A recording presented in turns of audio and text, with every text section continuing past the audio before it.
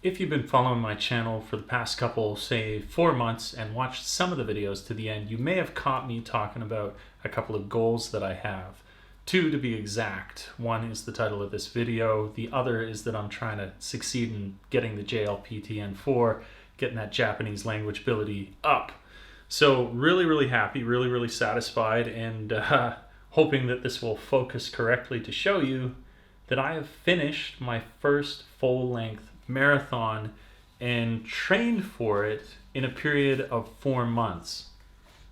Of course, at the end of doing something like this, you have a lot of reflections, and I thought from the ones that I had, I'd be able to help some people if I shared them. And I've broken it into 4 different categories, basically.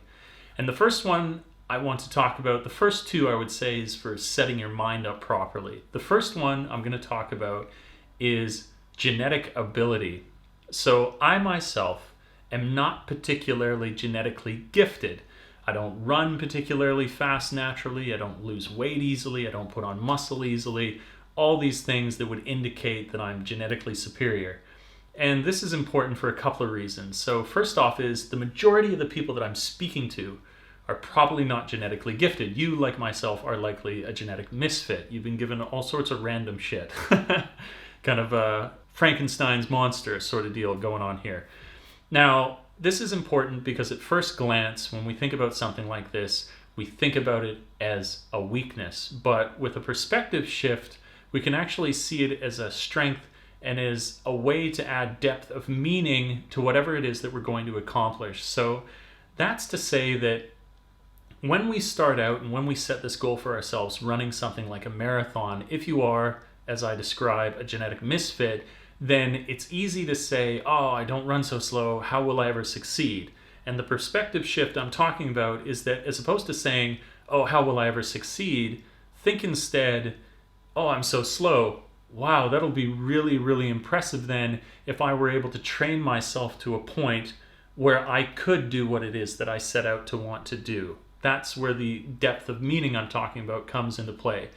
For somebody who's genetically gifted, it's almost a cruel joke where they may succeed again and again, but always in the face of, well, of course you did, because you're genetically gifted. I almost feel sorry for these people except for the wall of medals and incredible physical accomplishments that they have. So you, as the slightly chubby person with more to overcome, have more to gain through the experience of training and focusing yourself on whatever goal it is that you have. The second thing that I want to talk about, and I think all of these are equally important, but is the one again that touches on changing your mindset, is you must make the choice in the course of setting about something as intense as this to not make yourself ever a victim. To make ourselves a victim is to give ourselves permission to say, oh, not today. Oh, I have this excuse. It's raining on all of us, and we all have difficult things unique to our lives, a unique set of problems that if we wish to use them will always legitimize us saying, I can no longer work on this, I can no longer accomplish this, I can never do this. It's giving yourself permission to lead a life of mediocrity, and you need to give it up. Not only that, you need to be cognizant of it all the time, because when we're in pain, when we're outside of our comfort zone, that's when this voice gives us permission the most, because it's always desiring us to return to a state of comfort. It's always desiring us to play that victim card, to say that I've worked so much this week, I've been so strict with my diet. It's always begging you to give in. It's always begging you to return to the status quo of mediocrity. Don't do it. Make that choice. Resist it and learn to discern between overtraining and being lazy. So the next thing I'm going to talk about is in regards to your training regimen and what we now have available to us. And without thinking, without planning, you may let it go at the wayside and it's sitting right under your nose. And that is the incredible resource of the internet/YouTube. If you compared now to 10 years ago, the resources that we have available to us through passionate runners, through people who have completed many marathons and just want to train you, for people who are running really competitive YouTube channels where they know they'll only grow if they create amazing content. What would have cost thousands before is freely available to you to develop yourself. You, in effect, can run and train yourself like a professional athlete now because of all of this that is available to us in the knowledge base that we have, the sum of human knowledge that is available on the internet, and it should not go unutilized. It's really, really, really amazing and a world apart from what people had to do not so many years ago. So, to the final point, you are no longer a victim. You can see that you are making a choice, a willful, determined, purposeful choice to do something, and then that's going to put you out of your comfort zone. You've got the plan in place. Now, all planning, all will is nothing without execution, and this is the inescapable fact that we must apply, we must execute a consistent training regimen. Nothing is ever accomplished done once a week. I'm never going to put on muscle mass if I train myself once a week at the gym. I'm never going to finish a book if I read it once a week, unless it's 24 hours in that time. Who knows? I'm never going to succeed in what I want to succeed in if I do not train consistently, and that's what you have to do. There's no escaping that hard work. But again, where I said there's depth of meaning to be gained through challenge of genetic deficiency, there's meaning to be gained through the challenge of consistently sticking with your training routine.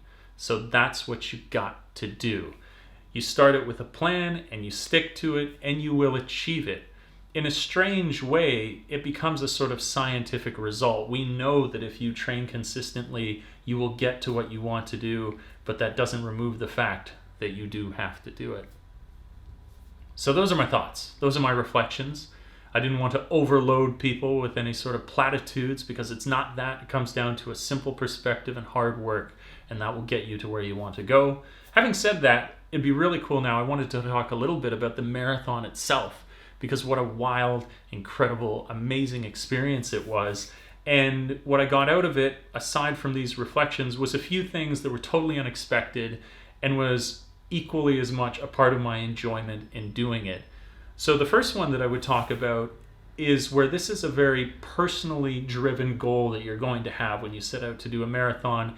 It's remarkable how such a community event it becomes in the end. So what I mean to say there is that I just could not believe during the course of this whole run, it was as though the entire city, if you weren't running in this event, then you were out on the streets supporting people who were. And that's a really incredible thing.